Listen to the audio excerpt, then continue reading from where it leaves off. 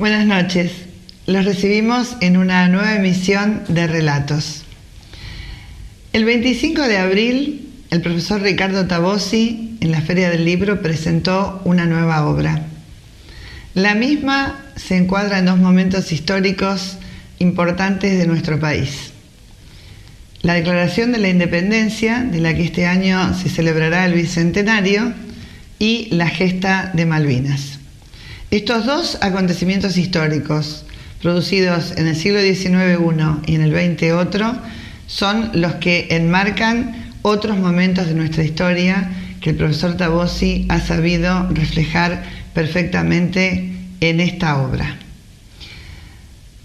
Mucha gente en la presentación, gran entusiasmo al escucharlo en la misma, y nosotros conversamos con él primero y después obtuvimos allí en la Feria del Libro testimonios de algunas de las personas que allí estuvieron. Los invito a compartirlo.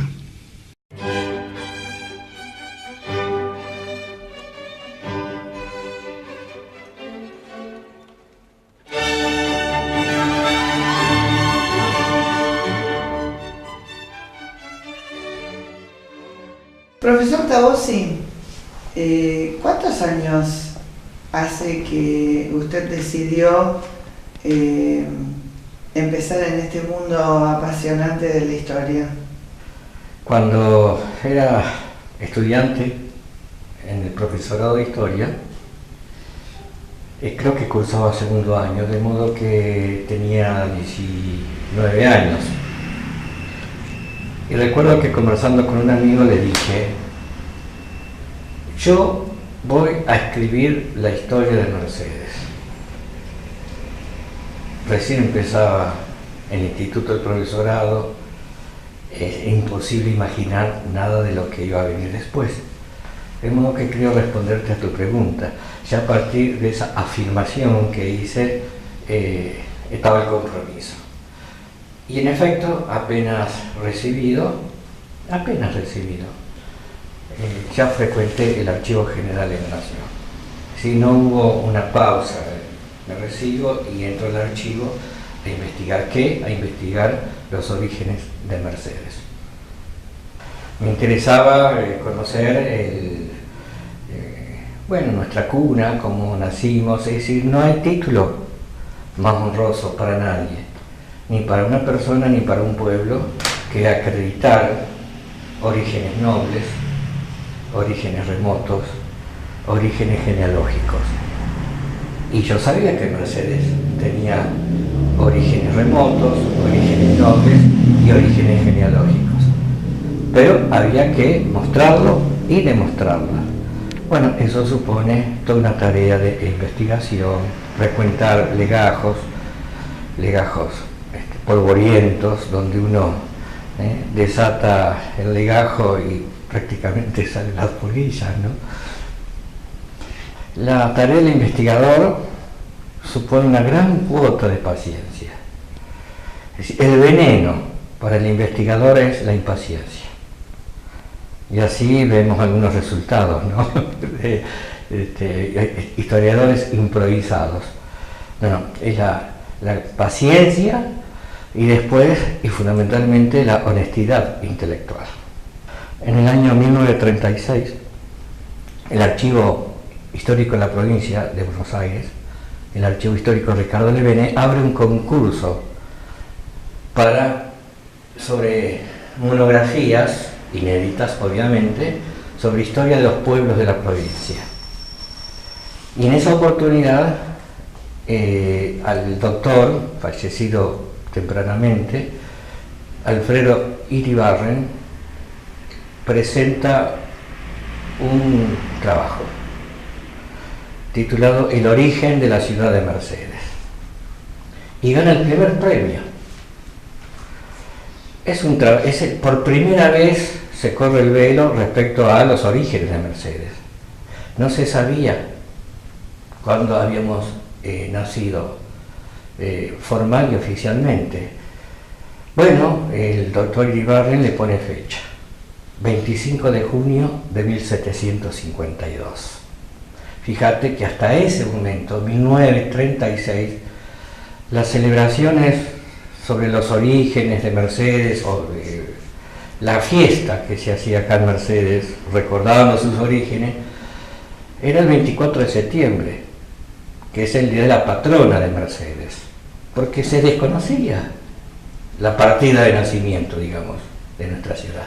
Bueno, quien la encuentra es el doctor Iribarren, 1936. Ese mismo año, el doctor Roberto Tamaño publica un libro que se llama Del viejo Mercedes, que son flashes, son pequeños capítulos, sin cohesión unos con otros porque son independientes en cuanto al enfoque o el tema tratado. Y saltamos a 1986, del año 36 a 1986, donde yo presento en otro concurso de monografías inéditas sobre la historia de los pueblos de la provincia, mi trabajo, que sale premiado. O sea, del año 36 al año 86. 50 años. Que es un trabajo de más aliento, es un trabajo con mayor compulsa documental. Esto no es un cargo, por supuesto, para el doctor Iribarren, ¿no? Lo que pasa es que han transcurrido tantos años que se han ordenado los documentos, hay mayor documentación para ser consultada, etcétera, etcétera. Y la fecha que Iribarren muestra, 1752, la retrocedo, es decir, los orígenes de Mercedes están en 1745. Ganamos una antigüedad de 7 años. Sí, son 2 libros, en definitiva. El primero, que fue premiado, como digo, por el Archivo Histórico de la provincia, que se llama Historia de la Guardia de Luján durante el periodo hispano-indiano. Llega hasta 1806. Desde 1745, dijimos que retrocedió la fecha de los orígenes, hasta 1806 la invasión inglesa. O sea que termina el libro con los ingleses asomando sobre el Río de la Plata prácticamente. Y el segundo libro, que fue escrito muchos años después,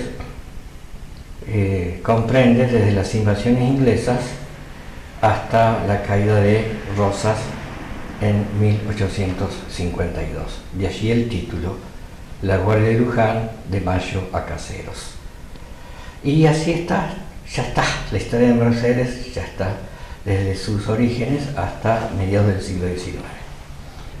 En mi primera adolescencia, estamos hablando de la escuela secundaria, la escuela pública en mi caso, ya iba leyendo, ¿no es cierto?, libros de historia. Y como todo aquel que despierta a la historia universal, a la historia en general, pero lo primero uno queda atrapado con la historia universal. Recuerdo haber leído la historia de Aníbal, el cartaginés, las guerras púnicas, fascinante, Tito Livio. Y después ya viniendo más para acá Napoleón. Yo estaba fascinado con la biografía de Napoleón. En fin, lecturas comunes creo para todo aquel que ya se está interesando en esta disciplina. Pero vayamos a la historia argentina. Recuerdo que por ese tiempo haber leído una monumental historia de Rivadavia, escrita por Ricardo Piccirilli. Ricardo Piccirilli escribe una obra de 2 tomazos sobre Rivadavia, y de modo que te comprenderás, estaba fascinado hacia el prócer laico. Mis lecturas eran inevitablemente las que me podía ofrecer una enseñanza unidireccional. ¿No? Salgo del secundario, ya entro en el profesorado y ahí se empieza a correr el velo, a ver otras cosas, otros horizontes, y bueno, acá está el resultado final. Hay que entender que la historia argentina empieza a escribirse después de la batalla de Caseros. Y los epígonos son Bartolomé Mitre y Vicente Fidel López. Dos figuras unitarias, si es que las hay, ¿no? Y sobre todo... Es un viejo adagio, ¿no? La historia siempre la escriben los que ganan. Los que ganan, exactamente.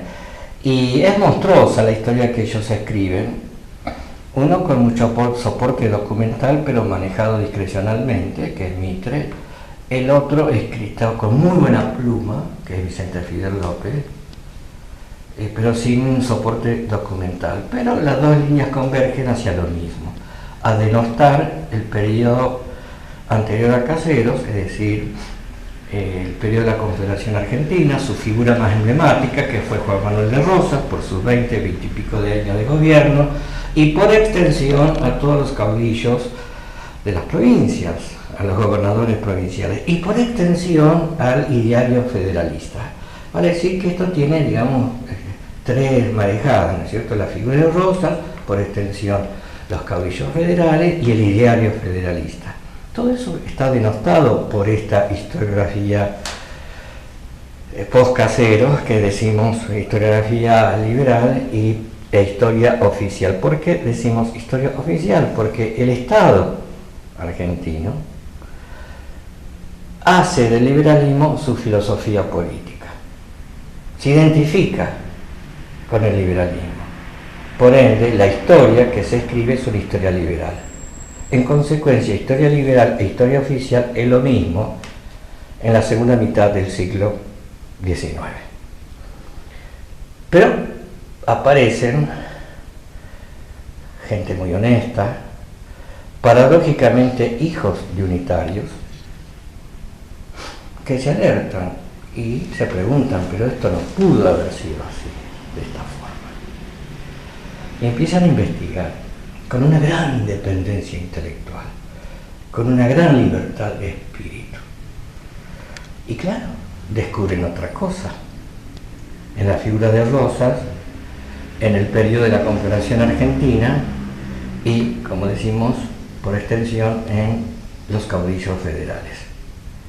Y quien hace punta en ese sentido fue Adolfo Sandías, un hombre comprometido con el liberalismo, un hombre que era secretario, fue secretario de Mitre, un hombre de filiación y actuación masónica, es decir, la tenía toda en contra. Pero sin embargo, su independencia de criterio y de espíritu lo llevó a escribir una obra maravillosa, que es la historia de la Confederación Argentina. Estamos hablando de 1882. Señores, eso abrió la puerta. A partir de ahí entra la correntada revisionista, que empieza a rever todo aquello que se venía enseñando y enseñando mal. Bueno, dejando de lado la obra de Sandías, que es una obra monumental, que no la escribió de un saque, sino que la fue escribiendo por entregas, digamos, por el tiempo que le llevaba a investigarlo, la historia de la Confederación Argentina, que fue una de mis primeras lecturas. Quienes me marcaron, digamos, en cuanto a la línea historiográfica, fueron dos profesores que tuve en el Instituto del Profesorado, que no solo fueron profesores o docentes, sino que fueron historiadores. Mercedes se permitía el lujo, a través del Instituto del Profesorado, de traer historiadores a sus cátedras. Y ellos fueron el doctor Gabriel Puentes,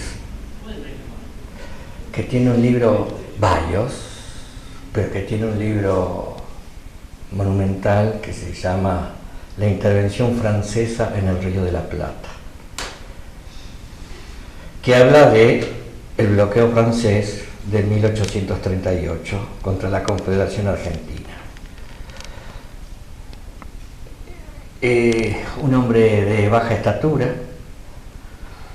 de un carácter bastante agrio, un carácter papel de lija grueso, pero era encantador escuchar sus clases. Bien, y el otro profesor que caló muy hondo en mi alma, por su sapiencia, por su humanidad, fue don Pedro de Paoli, un escritor rosarino, que entre sus antecedentes escribió en el año 1947 una obra sobre José Hernández, que tituló Los motivos del Martín Fierro en la vida de José Hernández, que recomiendo desde luego, ¿no? El título ya lo está diciendo. La tesis que de Paoli desarrolla en ese su libro es que cuando Hernández escribe el Martín Fierro, está traspolando su propia experiencia de vida, su experiencia política, su experiencia de sufrido y perseguido por el poder político en el personaje. Es decir, se produce una especie de identidad o identificación entre autor y personaje. Interesante. Bueno, ese libro fue premiado oportunamente. Ese libro también llegó y caló muy hondo en mí. Después las conversaciones con esta magnífica persona que murió hace 30 años. Exactamente, el 15 de junio de 1986, ya vamos a cumplir los 30 años, fallece don Pedro de Paoli en Rosario. Y bueno, otros libros y otros autores, la historia argentina de José María Rosa, de Pepe Rosa,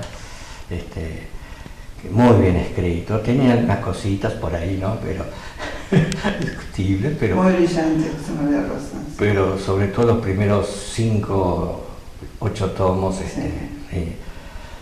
y ya bueno, y una cosa lleva a la otra, ¿no? Pero ahí son básicamente esos son las lecturas y los autores.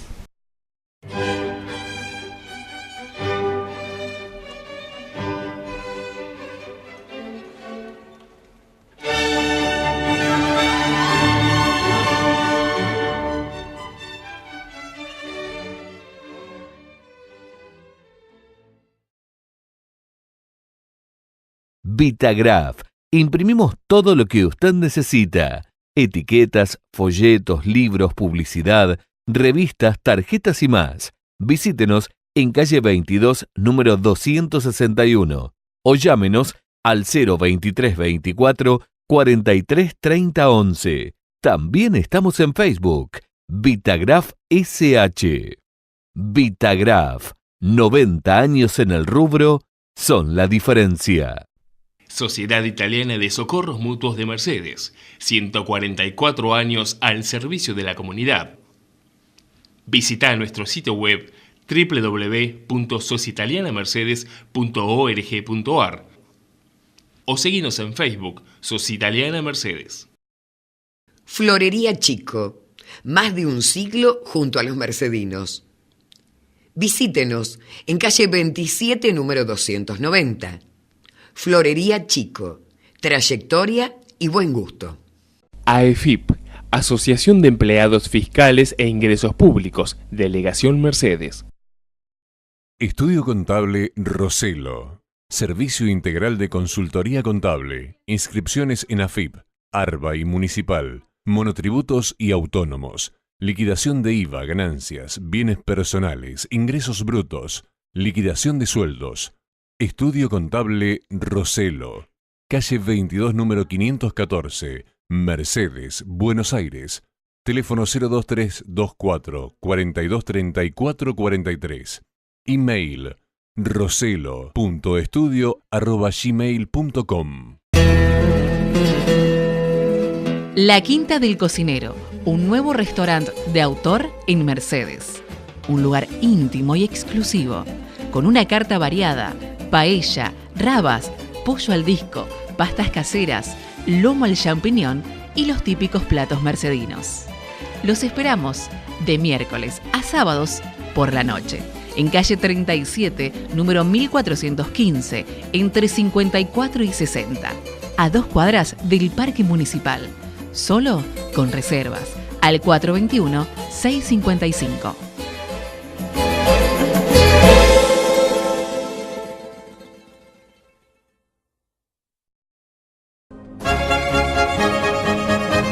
Gloria.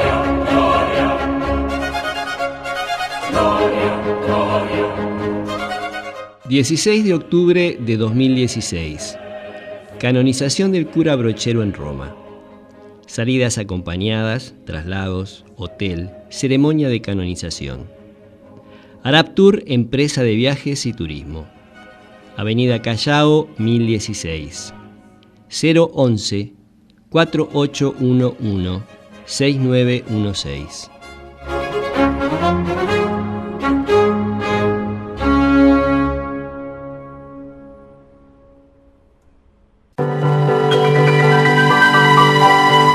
Gran Hotel Mercedes, tradición y experiencia.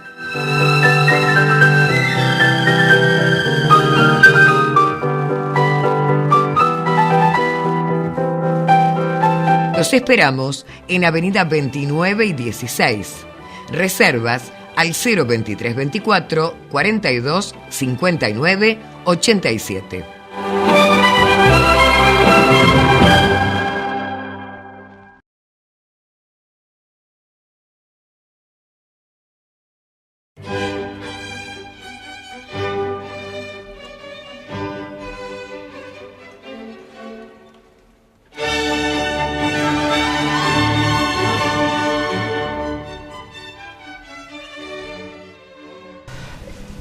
El tema Malvinas lo vengo trabajando desde el mismo momento en que estalla el conflicto.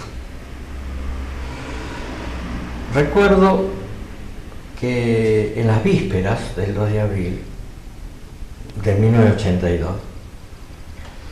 se había producido, no sé si lo recordás, venía en escalada, ¿no? La situación se iba calentando, ¿no? La embajada británica que enviaba un ultimátum, que esto, hasta que se produce el y se había producido una manifestación callejera en Buenos Aires en donde los manifestantes quemaron una bandera inglesa. Entonces yo escribí una nota y tomé eso como un hecho simbólico.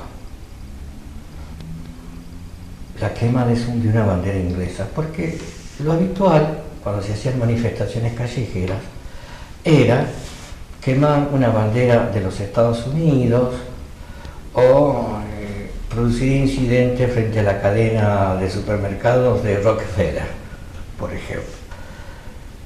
Pero el tema inglés no se tocaba nunca. Y digo, anuncio en ese artículo como que nuevos tiempos se avecinan. Y en efecto, a poco de haber entregado la nota al diario, se produce el 2 de abril. Y empecé a escribir, ¿qué digo? El 1 de mayo de 1982, que fue cuando los ingleses inician sus ataques sobre Puerto Argentino. Los bombarderos y todo eso comienzan el 1 de mayo. Y mientras yo escuchaba la radio, tenía una excitación muy grande. Y me decía, ¿qué puedo hacer yo? ¿De qué manera puedo contribuir al esfuerzo bélico de mis hermanos que están en las trincheras? ¿Cuál es mi participación desde la retaguardia? ¿Qué puedo hacer? Lo único que sé hacer, escribir sobre el asunto. Y ahí empieza, mayo del año 82, comienza ya mis artículos sobre el tema Malvinas. Y llegamos al año 2016. De modo que cuando el editorial me pide, la editorial Argentinidad, me pide si es posible hacer un trabajo donde pueda vincularse la Declaración de la Independencia, que es un acto formal, porque detrás de la Declaración de la Independencia hay una guerra, que es la guerra por la emancipación, cuyas figuras emblemáticas son los San Martín, los Belgrano, los Rondó, los Artigas. Sí, vincular la guerra de la emancipación con Malvinas. Y sí, cómo no, en realidad no me costó trabajo hacerlo. Y en muy poco tiempo entregué el trabajo, para asombro de los editores. Mostrar a Malvinas como un exabrupto, como un patear el tablero, como algo descolgado. Y no, Malvinas es el eslabón de una larga cadena que, si vamos a profundizarla, arranca en el siglo XVI. Y ahora entendemos lo que dijo aquel historiador español cuando la guerra de Malvinas sacudió a Europa. ¿Qué es esta potencia de tercer orden colgada del mapa enfrentándose al imperio y su aliado la OTAN y su aliado Estados Unidos? Hasta Nueva Zelanda rompió relaciones con la Argentina y mandó una fragata a los ingleses. Nueva Zelanda. En una palabra, era la Argentina contra todos y todos contra la Argentina. Ustedes saben que en la época del Imperio Español, de los Habsburgos menores, Felipe IV, mandó acuñar una moneda y una medalla con esta inscripción: soberbia a mi gusto. Todos contra nos y nos contra todos. Como diciendo, el mundo está contra nosotros y nosotros enfrentamos al mundo. Y un poco eso fue Malvinas con respecto a la Argentina. Todos contra nos y nos contra todos. Sin embargo, salimos airosos. E insisto en esta idea, esto es el eslabón de una larga cadena. Y repito lo que dijo aquel historiador español cuando lo entrevistaron: ¿qué opina de Malvinas? Y el historiador ante las cámaras dijo: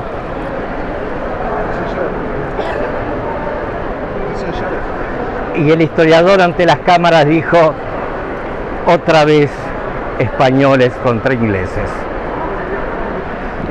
La ayuda que recibimos material fue fundamentalmente del Perú, pero tuvimos un apoyo diplomático desde el primer momento, y fue Panamá. Panamá en ese momento formaba parte del Consejo de Seguridad de las Naciones Unidas, 5 miembros permanentes, 10 rotativos. Panamá estaba entre los 10 rotativos. Cuando se votó la resolución pro-británica que autorizaba al imperio movilizar su flota contra la Argentina, un solo voto en contra: Panamá.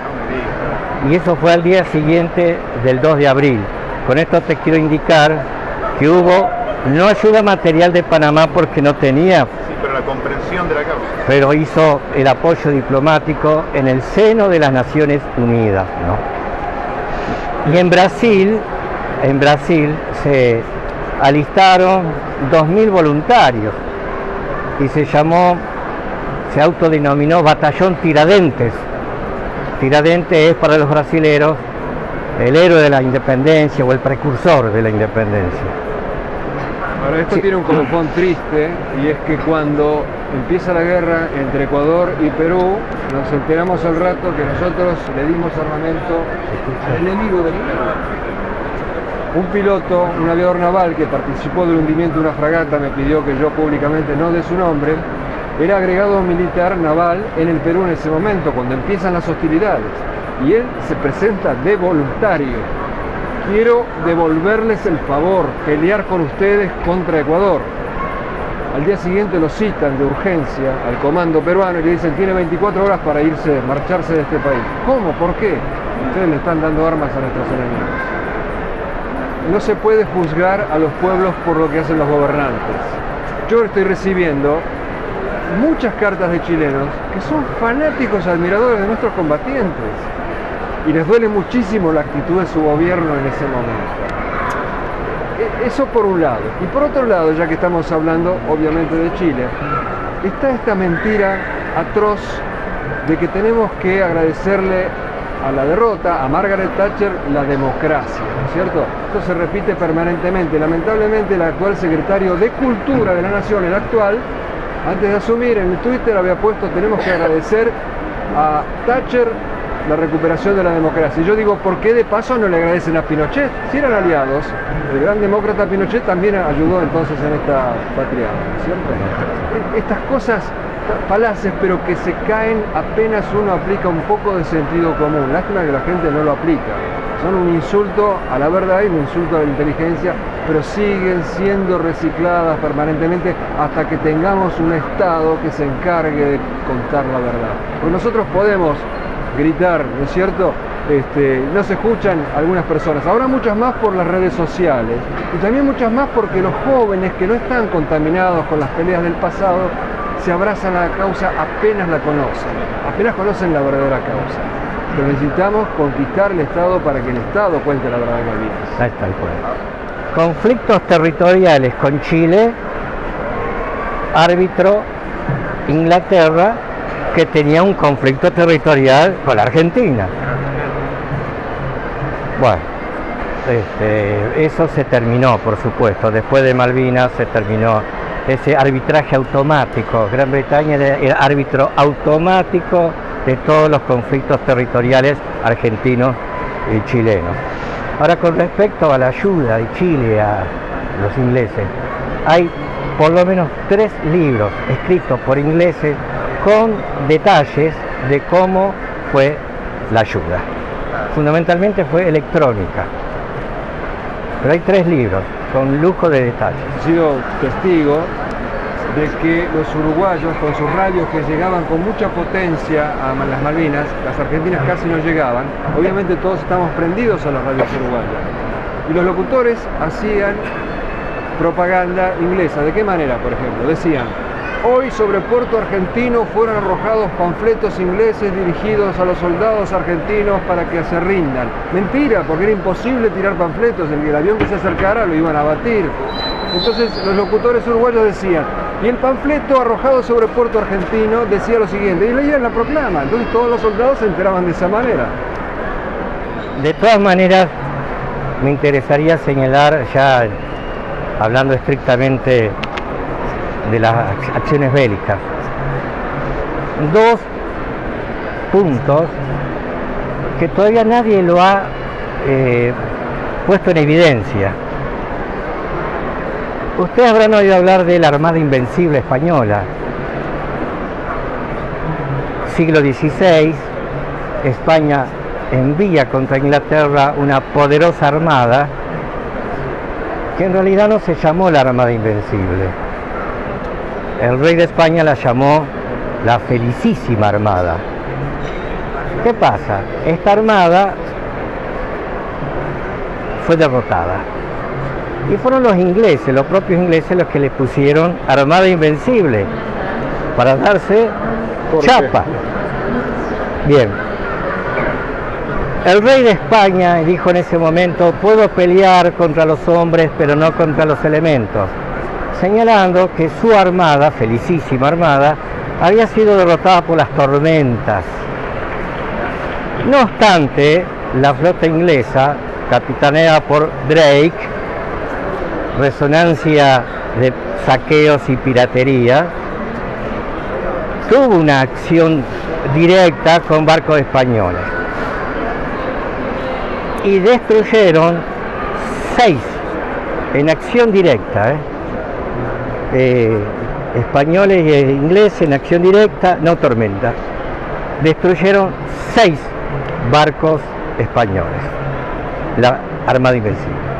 1982, en acción directa, nuestros aviones destruyeron 8 barcos ingleses, más una treintena de buques que sufrieron distintas averías, graves y no tan graves. Vale decir que nosotros, si ellos hablan de la Armada Invencible, ¿qué tenemos que decir nosotros?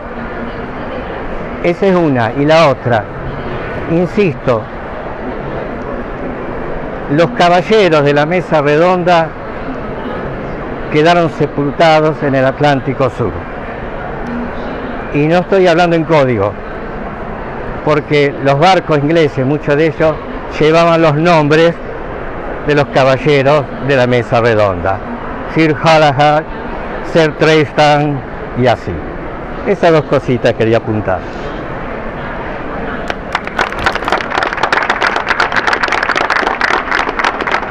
Contame un poquito para vos el significado de este libro, este nuevo libro del profesor Tabossi.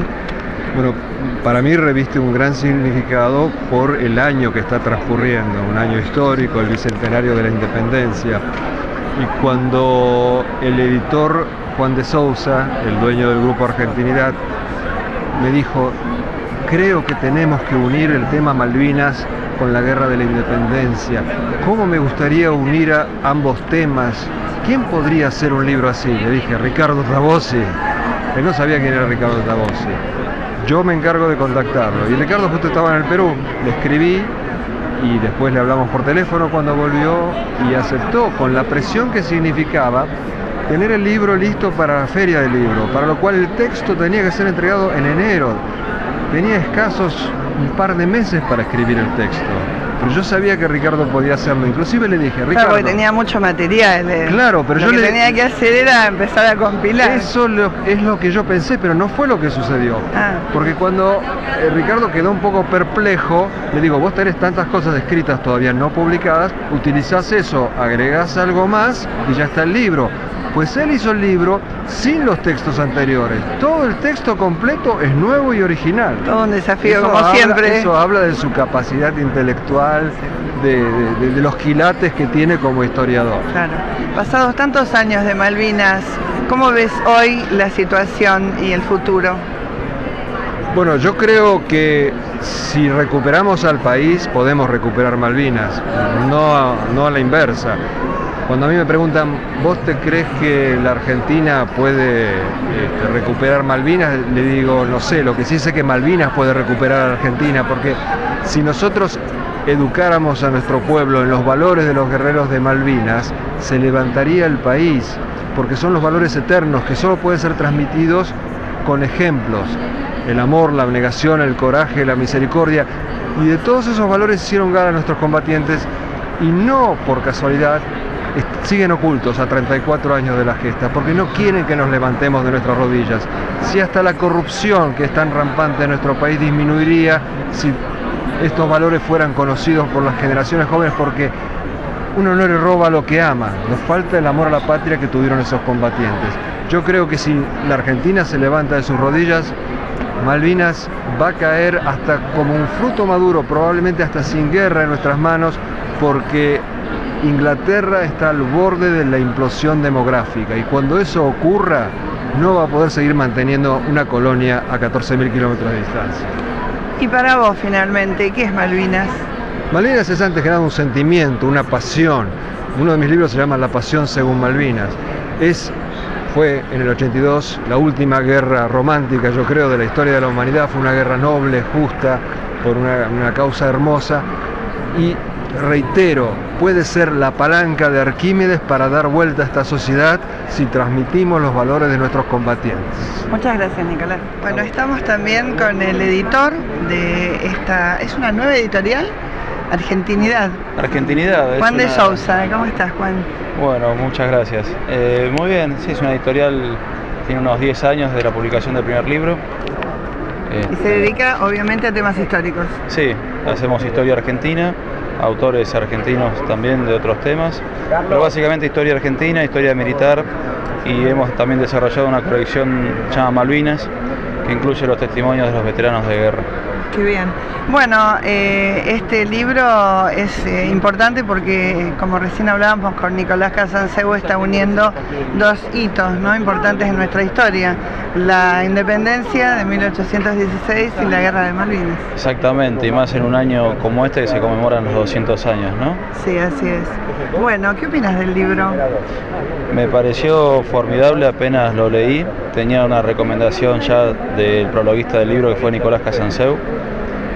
Tabossi realmente es un profesor de historia que es admirado y respetado en muchos lugares, y desarrolló una obra uniendo los puntos de nuestra historia de una manera muy concreta y fácil de entender para todo público, con datos bastante interesantes. Seguro.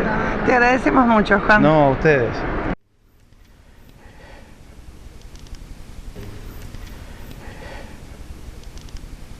Cuando se produce la derrota en Malvinas, muchos quedaron, muchos volvieron, muchos olvidaron, pero yo me quedé en Malvinas para siempre.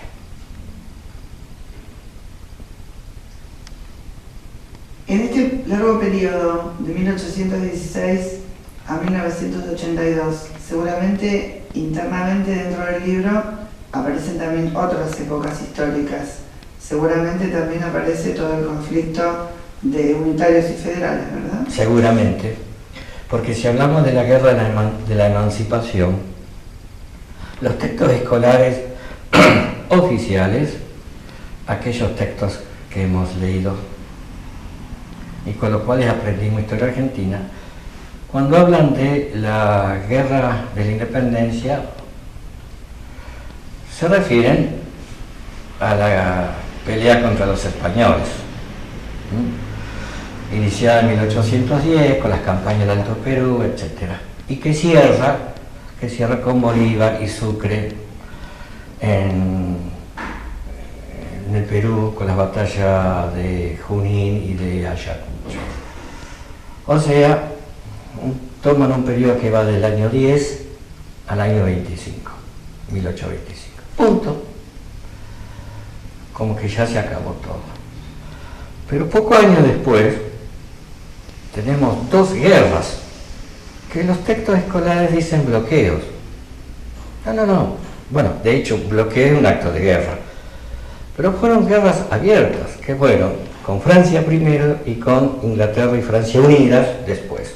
En tiempo de la Confederación Argentina, en tiempo en que la Confederación Argentina la presidía Juan Manuel de Rosas. San Martín, que muy bien sabemos, adhiere a la política de Rosas, es muy claro en este sentido. Cuando apoya la gestión del gobernador de Buenos Aires y le dice que mantenga la lucha, porque esta guerra es de tanta importancia, y estoy citando de memoria, esta guerra, no bloqueo, que esta guerra es de tanta importancia como la que hemos librado, y lo dice San Martín, contra el dominio español. En consecuencia, está definida la segunda guerra de la independencia, de la emancipación, que va desde 1838 a 1850. Y bien, como no hay Estado sin territorio, y como uno de los componentes del Estado nacional, cualquiera sea, es el territorio, en tanto y en cuanto parte de ese territorio o extensión geográfica se encuentra cercenada o en manos o en poder o del enemigo o de una potencia extranjera, podemos decir que todavía falta algo para cerrar el proceso emancipador. Y ahí está la relación con Malvinas. ¿Usted cree que las vamos a recuperar? Sí. Sí, creo que la vamos a recuperar. Porque Malvinas no es solo un hecho bélico. Malvinas es un hecho espiritual. Y al serlo, eso no muere. Eso da rédito. Eso se recupera. Y te voy a dar un ejemplo. Todos sabemos de la adhesión que Hispanoamérica le brindó a la Argentina en aquellos años, en aquellos meses de guerra. Panamá, Venezuela, Perú, Brasil, algunos ofrecieron voluntarios, otros ofrecieron aviones como el Perú, etc. Terminada la guerra, la cantante peruana Chabuca Granda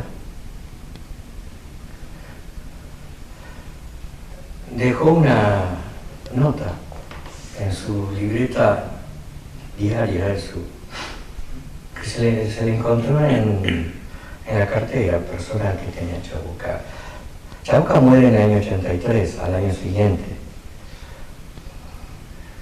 Y en esa libreta deja escrito una oración que fue escrita en tiempo de guerra, donde dice: amadísima Argentina, ¿qué país eres?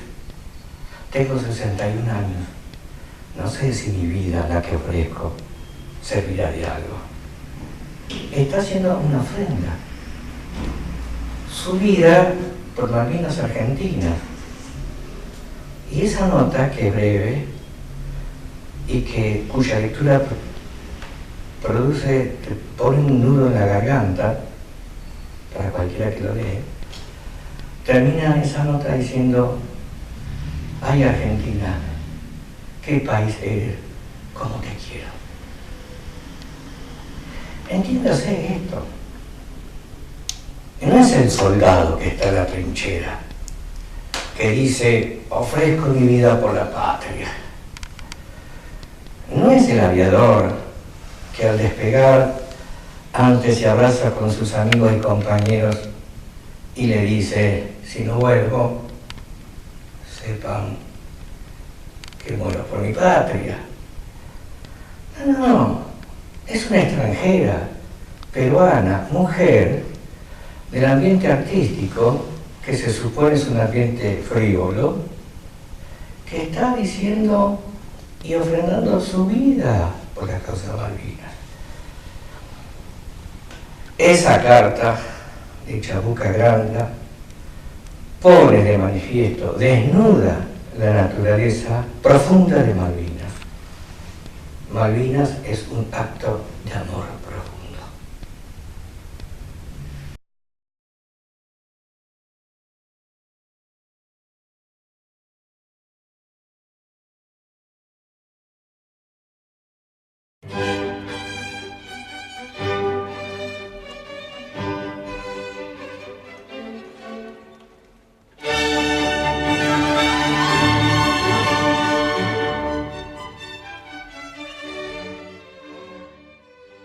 Esto ha sido todo por hoy. Los esperamos la próxima semana para seguir compartiendo más relatos. Buenas noches, muchas gracias.